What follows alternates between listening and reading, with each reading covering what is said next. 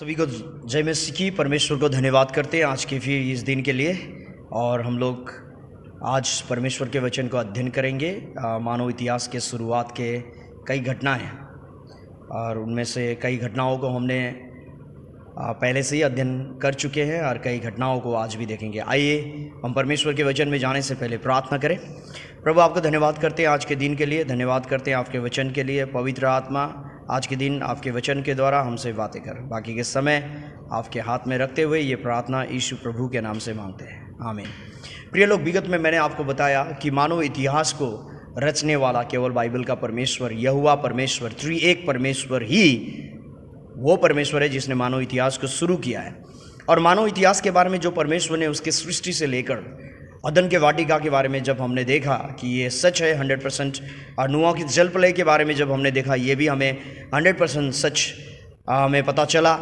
और आज मैं आपको बताना चाहूँगा कि परमेश्वर ने नूह के जल प्रलय के बाद में एक विशेष मनुष्य से नूह के जरिए एक प्रतिज्ञा की है। वो है उत्पत्ति 9 अध्याय का 11 और 13 पद। और मैं तुम्हारे साथ अपनी यह वाचा बांधता हूँ कि सब प्राणी फिर जल प्रलय से नष्ट न होंगे और पृथ्वी का नाश करने के लिए फिर जल प्रलय न होगा। मैंने बादल में अपना धनुष रखा है, वह मेरे और पृथ्वी के बीच में वाचा का चिन्ह होगा। तो परमेश्वर ने अब ये कहा है कि मनुष्य को अब मैं जल प्रलय के जल से कभी भी नष्ट नहीं करूंगा। लेकिन परमेश्वर ने बाइबल में यह कभी नहीं कहा कि मनुष्य इतिहास अनंत काल के लिए इस पृथ्वी पर ऐसा चलेगा, यह भी नहीं कहा है। परमेश्वर ने कहा है कि एक समय आएगा कि मनुष्य इतिहास को परमेश्वर खत्म करेंगे, और उस समय मनुष्य इस पृथ्वी को परमेश्वर किस तरह से न्याय करेगा इसके बारे में भी बताया गया है। ये धनुष जो परमेश्वर ने रखा है, यह है परमेश्वर की प्रतिज्ञा। यह प्रतिज्ञा ये है कि अब परमेश्वर इस पृथ्वी को जल से नष्ट नहीं करेगा। ऐतिहासिक घटनाओं से शिक्षा मिलती है, यदि मनुष्य जाति परमेश्वर के बातों को मानता है तो उन्हें आशीष मिलती है, अगर नहीं मानता है तो उन्हें न्याय मिलता है। नूह के समय में हम जानते हैं कि मनुष्य जाति लगातार परमेश्वर के विरुद्ध में उठते रहे। उनके जीवन में परमेश्वर नहीं था, केवल शारीरिक और सांसारिक बातें थी, नाशवान चीज थी, जिसके वजह से नूह के प्रचार करने के बाद भी बाइबल कहता है कि नूह ने धार्मिकता का प्रचार किया, लेकिन किसी ने भी उसे नहीं सुना। और उसके बाद क्या हुआ? जल प्रलय का जल ने नूह और उसके परिवार और जहाज में जितने पशु प्राणी आए थे, पंछी आए थे, उन सभी को छोड़कर बाकी के सारे लोग मारे गए। और इसी तरह से अब परमेश्वर कहता है कि इस संसार को परमेश्वर जल से नहीं, आग से नष्ट करेगा, आग से। और ये आग मनुष्य ने खुद इस संसार पर तैयार किया है। आपको पता है कि न्यूक्लियर बॉम्ब, परमाणु बॉम्ब इतना हो चुका है कि वैज्ञानिक लोग कहते हैं कि अब इस संसार को 100 से भी अधिक बार जलाया जा सकता है। और इसके बारे में परमेश्वर ने कहा है कि अब इस जगत को परमेश्वर जल से नहीं, आग से नष्ट करेगा। दूसरा पत्रस 3 अध्याय का 6 और 7 पद। इसी के कारण उस युग का जगत जल में डूबकर नष्ट हो गया, पर वर्तमान काल के आकाश और पृथ्वी उसी वचन के द्वारा इसीलिए रखे गए हैं कि जलाए जाएं, और यह भक्तिहीन मनुष्य के न्याय और नष्ट होने के दिन तक ऐसे ही रखे रहेंगे। तो यहां देखते हैं प्रिय लोग कि उस युग अर्थात नूह के समय के युग जो है परमेश्वर ने जल के द्वारा नष्ट किया, जब संसार में पाप बढ़ गया।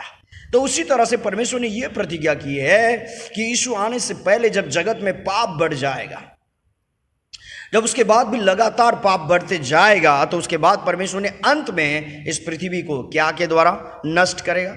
परमेश्वर जलाएंगे, आग के द्वारा नष्ट करेगा। और जैसा वैज्ञानिक लोग के जरिए ये पता चला है कि आज हर एक प्राय सभी देशों में न्यूक्लियर परमाणु हथियार है। और ये अनुमान नहीं, ये सच है कि अगर सारे परमाणु हथियार को इस्तेमाल किया जाए तो ये पृथ्वी को 100 से भी अधिक बार जलाया जा सकता है। अर्थात परमेश्वर ने मनुष्य के जरिए इस संसार को नाश करने वाले वस्तु तैयार कर चुका है। और इसका छोटा सा झलक अगर आप देखेंगे तो पुराना नियम में दिया गया है। आपको पता है सोदोम और अमोरा के बारे में, सोदोम और अमोरा या तो सोदोम और गोमोरा जो भी बोले, इसके बारे में परमेश्वर ने एक टेलर मनुष्य को दिखाया है कि परमेश्वर इस पृथ्वी को अवश्य ही भविष्य में जलाएगा। इसका टेलर, आपको पता है पिक्चर आने से पहले एक टेलर आता है, टेलर। और टेलर में कई बातों को बताया जाता है जो कि एक धुंधला सा रहता है। उसमें शायद या हमें समझ में ना आए, लेकिन ये बात तो पता चलता है कि टेलर उस पिक्चर का एक छोटा सा हिस्सा है। समझ में आ रहा है? तो उसी तरह से अगर हम बाइबल में देखते हैं तो परमेश्वर ने जैसा दूसरा पत्रस 3 अध्याय का 6 और 7 में कहा है कि इस पृथ्वी को परमेश्वर अब जलाएगा, तो ये आग का जो नष्ट करने का, जो एक इस पृथ्वी को नाश करने का जो एक टेलर है, परमेश्वर ने सोदोम और गोमोरा से दिखाया है। उत्पत्ति 18 अध्याय में इसके बारे में लिखा गया है। हमें पता है कि सोदोम और गोमोरा बहुत ही गंदा, वहां के लोग बहुत ही गंदे थे, उसे सोदोमाइट भी कहते हैं लोग, और ये बहुत ही गंदा जगह था, और ऐसा गंदा जिसका वर्णन भी करना बहुत ही अच्छा नहीं। तो हम देख सकते हैं प्रिय लोग कि इतना बेविचार उसमें बढ़ गया था। आपको पता है कि परमेश्वर ने जब स्वर्गदूतों को लूत को वहां से निकालने के लिए भेजा था, तो सोदोम के लोग उनके घर में आके क्या करते हैं? लूत को कहता है कि वो लोगों को हमारे पास लाओ ताकि हम उनसे क्या करें? शारीरिक संबंध करें, बेविचार करें। प्रिय लोग देख सकते हैं इस घटना से भी कि सोदोम के लोग कितने गंदे हो चुके थे, कितने गंदे। तथापि उत्पत्ति 18 अध्याय में अगर हम देखेंगे तो अब्राहम को जब पता चला परमेश्वर के जरिए कि परमेश्वर अब सोदोम और गोमोरा को नाश करने वाला है, तो अब्राहम ने लगातार परमेश्वर से अनुरोध किया। लेकिन आप देख सकते हैं, अगर आप आएंगे उत्पत्ति 18 अध्याय का उसका 32 पद को मैं पढ़ रहा हूं। फिर उसने कहा, हे प्रभु क्रोध ना कर, मैं एक ही बार और कहूंगा, कदाचित उसमें 10 मिले। उसने कहा, तो मैं 10 के कारण भी उसका नाश न करूंगा। तो यहां देख सकते हैं कि अब्राहम का अनुरोध करने के बाद जब परमेश्वर ने अब्राहम से कहा कि मैं सोदोम और गोमोरा को नाश करने वाला हूं, उत्पत्ति 18 अध्याय का 20, फिर यहोवा ने कहा, सोदोम और गोमोरा की चिल्लाहट बढ़ गई है और उनका पाप बहुत भारी हो गया है। तो परमेश्वर ने जो इस बात को अब्राहम को प्रकट किया कि वो सोदोम और गोमोरा को नाश करने वाला है, तो अब्राहम ने परमेश्वर से अनुरोध किया।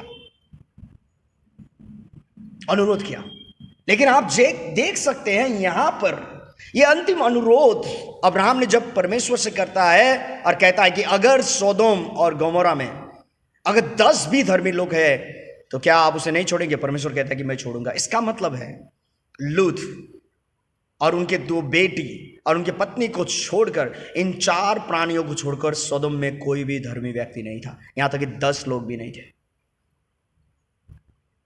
प्रिय लोग, नूह के समय में भी नूह के परिवार को छोड़कर, 8 प्राणियों को छोड़कर मनुष्य जाति में कोई भी धर्मी नहीं था। अतः परमेश्वर को ढूंढने वाला, परमेश्वर के धार्मिकता को ढूंढने वाला, परमेश्वर से डरने वाला कोई भी नहीं था।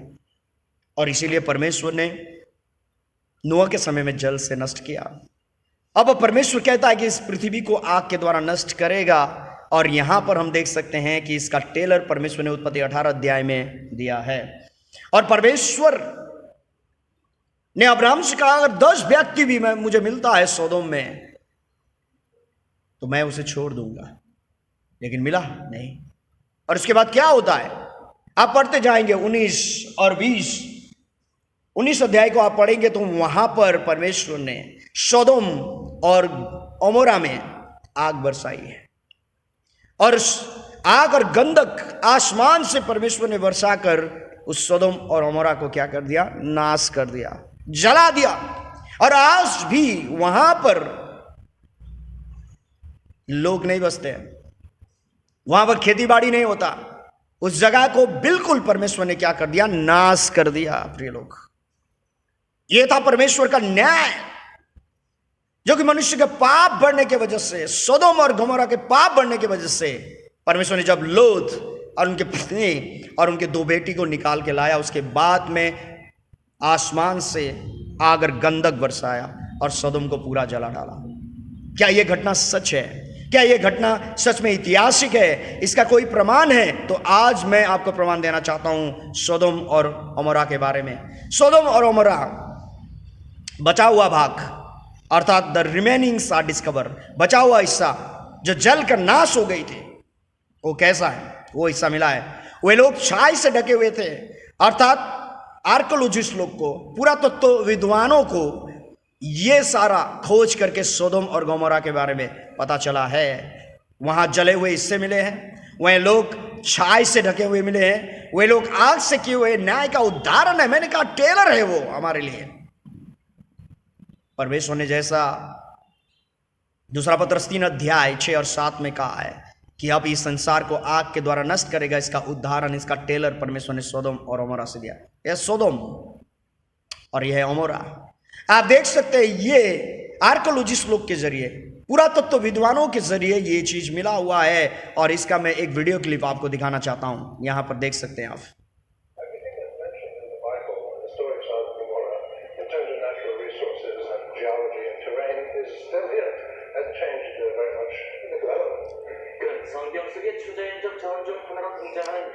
आप देख सकते हैं कि आर्कोलॉजिस्ट लोग ने किस तरह से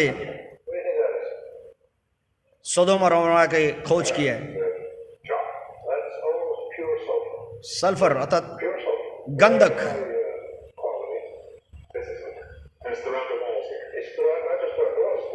ये कहता है कि केवल ये दीवारों में है, यहां पर नहीं, ये पूरा जगह में भरा हुआ है।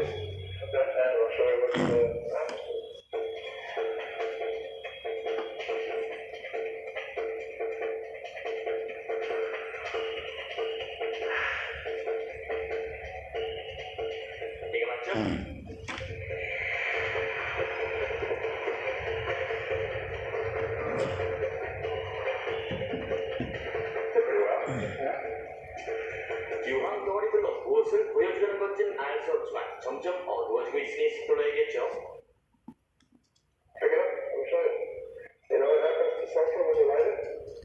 सल्फर में अर्थात गंधक में जब आग लगाते हैं तो आग जलता है उसमें।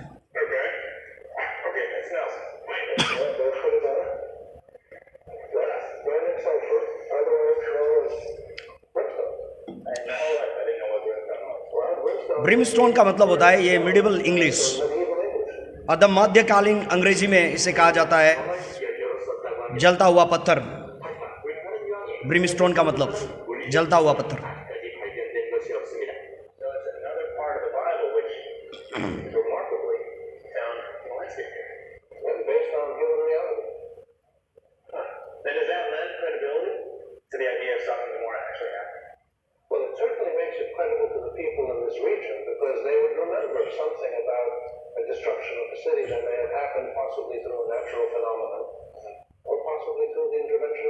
यहाँ के अगल बगल के लोग भी इस कहानी को जानते हैं, इस सच्चाई को कि परमेश्वर ने ये दो नगरों को आग के द्वारा जलाया था। यहाँ दूसरे स्थान पर खोदाई की गई है आर्कोलॉजिस्ट के द्वारा, पुरातत्व विद्वानों के जरिए।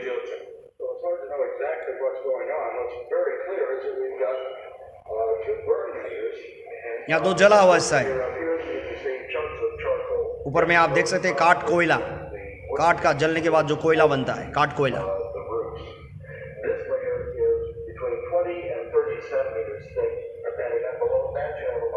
20 से 30 सेंटीमीटर का है और नीचे जो है वो सख्त हिस्सा जो सफेद, और ये जो है राख है, छाई। इसका मतलब छोटा ये आग जला नहीं था, ये बहुत ही बड़ा। और अभी तक जो खुदाई किया ये इससे यही प्रमाण चलता है। इसका मतलब ये पूरा शहर आग के द्वारा जलाया गया था।